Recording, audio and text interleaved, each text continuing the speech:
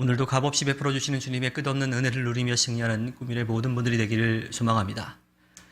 엘리바스의 이야기를 듣고 나서 드디어 욥이 대답을 하기 시작합니다. 오늘 우리가 함께 나누는 1절부터 13절에서는요, 욥은 스스로 자신을 저주할 수밖에 없는 그 까닭에 대해서 이야기합니다. 욥이 지금까지 당해온 고통이 너무나 무겁고 크기 때문이죠. 욥으로서는 감당하기 어려운 극한의 고통이 오래 지속되자 마치 주님이 자신을 관역으로 삼고 화살을 쏘는 것처럼 그렇게 느꼈습니다. 욥은 차라리 주님이 자신의 생명을 거두어 가시기를 구하고 있죠. 그러나 주님은 그것조차도 허락하지 않으십니다. 욥은 자신의 그 고난이 왜 자기에게 오는지 사실은 잘 모르고 있어요. 그 고난을 벌로 받을 만한 잘못이 없다라고 생각하죠. 그렇다 해도 아무 소용이 없습니다. 이미 욥은 몸과 마음이 지칠 대로 지쳐서 더 이상 버텨내기 어려운 처지에 놓여있기 때문입니다. 욥은 극심한 고통 속에서 슬픔과 탄식을 드러내면서 절망합니다. 그 절망은 주님께 자신이 죽기를 바란다고까지 이야기할 정도였어요. 이렇게 극심한 고통 앞에서 자신을 스스로 지킬 수 있는 사람들이 얼마나 될까요?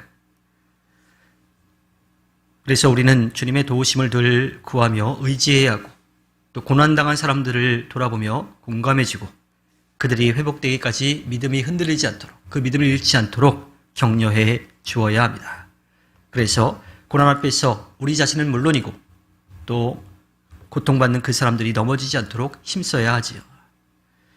욥은 자신이 당하는 고통의 깊이를 하소연합니다.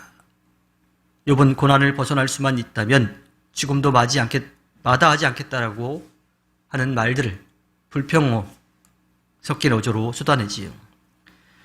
욥은 고통스러운 감정을 쏟아내지 않고는 견딜 수가 없는 그러한 상황에 처해 있었습니다. 이러한 감정들은요, 고난 가운데 있는 사람들이라면 누구나 느끼게 될 그러한 감정들이죠. 이러한 감정들은 마음속 깊은 곳에서부터 솟아나가서 억누르기 어렵고 또 불평이나 원망으로 표출되기가 쉽습니다. 만약 주변에 이러한 사람들이 있다면요, 우리는 그들의 불평과 원망을 다는 아니더라 하더라도 조금이라도 이해할 수 있어야 합니다. 그들이 쏟아놓는 부정적인 감정을 듣는 일이 좀 어렵긴 하죠. 그러나 우리가 고난당하는 사람들에게 귀를 기울이며 위로하는 말을 건네며 다가간다면요, 고통 가운데 낙심하던 사람들이 조금이나마 힘을 얻을 수 있을 거고요. 또 우리가 하는 것이 아니라 주님께 그것을 맡기고 나아간다면 주님께서 그들을 잊지 않고 분명하게 위로하고 격려하고 새 힘을 주실 것입니다. 욥은 이어서 더 이상 자신에게 힘이 남아있지 않다라고 탄식합니다. 이제는 더 이상 버틸 힘이 남아있지 않게 된 거지요. 그래서 자신이 주님을 저버리는 죄를 짓지 않도록 자신의 생명을 거두어 달라고 이야기합니다. 이것은 스스로 죽겠다라고 하는 이야기가 아니에요. 주님께 모든 것을 맡긴다라고 하는 그러한 고백이지요. 욥에게는 고통을 견디고 참아낼 만한 육체적인 기력도 또 정신적인 기력도 남아있지 않은 상태를 솔직하게 표현하고 있습니다. 그만큼 그가 어렵고 힘들다라고 하는 이야기예요. 우리는 욥의 무기력한 모습을 보면서 분명히 주님께서 회복시켜 주실 것인데 왜 주님을 끝까지 믿지 않느냐라고 그렇게 이야기할지 모르겠습니다. 그러나 고통 속에 놓인 사람들의 무기력한 모습은요, 고통의 무게를 견디지 못하는 연약한 우리의 삶으로 이해해야 합니다. 그리고 그들은 자신들을 돌아보며 깨닫도록 이해와 사랑을 가지고 우리가 기다려 주어야 하지요. 언젠가 주님이 그들의 삶을 회복시켜 주실 때에 자신들이 해왔던 말, 행동들을 그제서야 깨닫게 될 것이기 때문입니다.